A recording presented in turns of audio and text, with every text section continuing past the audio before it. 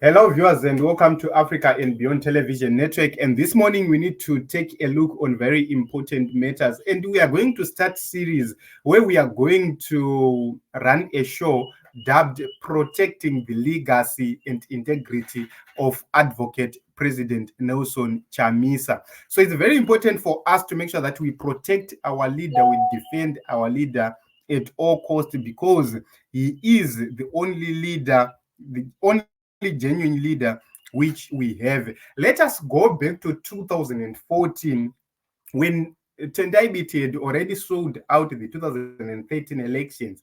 What happened is that Tendai Biti started to run a campaign against Morgan Tsvangirai, the then leader of the MDCT. And when he was doing so, he said all sorts of things. A lot of accusations were leveled against President Morgan Tsvangirai.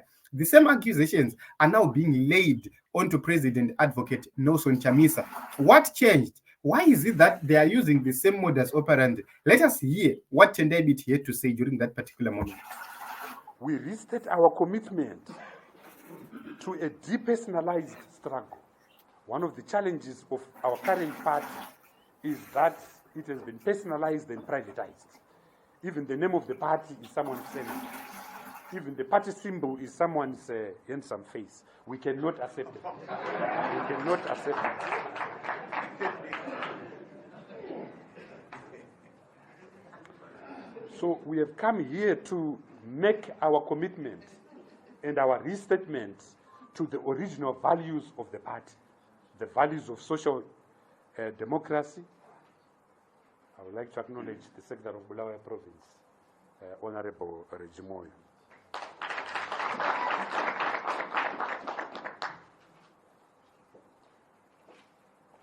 So we want to reaffirm the original values of the party, the values of social democracy, the values of transparency, the values of humble and obedient leadership, which are so well defined in Article 3 and Article 4 of the Constitution of Zimbabwe.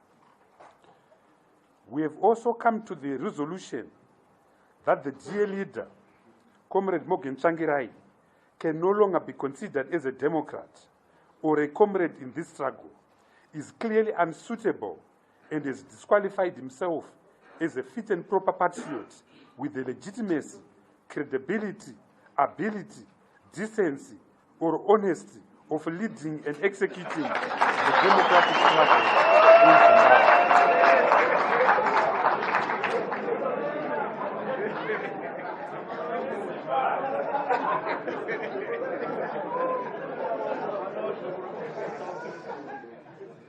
We, the Democrats gathered here, no longer recognize him or his associates in the standing committee in any capacity. We no longer recognize him and them in any capacity. We are therefore exercising our constitutional rights. So Morgan Tsvangirai was humiliated left, right, and center by the people like Tendai Biti. Tendai Biti clearly said that he was no longer recognizing Morgan Tsvangirai's leadership. He called him all sorts of names. He called him a dictator. He was called an autocratic leader. He was called a leader of a cult. The same thing which is happening to Advocate Nelson Chamisa. But it had started by the selling out of the 2013 elections. 10 years later, Tendai Biti sold out the elections again, together with people like Professor Mnangagwa, together with other comrades who have been part and parcel of this sellout activity. Why? It's because they believe that they are the only people who must be doing things, not the other way around. So when you are defending Advocate Nelson Chamisa, you must make sure that you do it with your conscience, because he is the only leader who is going to save Zimbabwe from the humiliation we've suffered for a very long time. He's the only leader who can deliver change to the nation of Zimbabwe. The reason why these people are craving to defend the regime is because of their corrupt activities, is because of their corrupt deals which they've done in the past. There are so many allegations of corruption, so many allegations of abuse of power, so many allegations of abuse of privileges. And they know for sure that when ZANU-PF is going down, they're also going to down with it, because they've been part and parcel of the corrupt activities of ZANU-PF. When 15 billion went missing, who was the finance minister?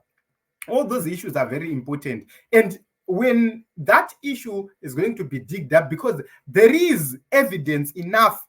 President Robert Mugabe, when he said about it, he was relying on the evidence which was available, because he was the head of the state and he had access to every piece of information on the intelligence about what was happening in the nation of Zimbabwe. And that is the reason why they had to discard him, they had to remove him in such a way. And they worked together and mobilized it together. And these are the people who were around Morgan Tsvangirai. Remember, Morgan Tsvangirai was ill during that particular moment. And Washman Ncube, he had placed himself very close to Morgan Tsvangirai to an extent that he was now making key decisions within the MDC alliance during that particular moment, when over the last days of Morgan Tsvangirai already to remove Robert Gabriel Mugabe. So these are the people who are doing everything they can to protect what they looted, to protect their inner crimes, to protect their connivance with the regime. But is it going to last long?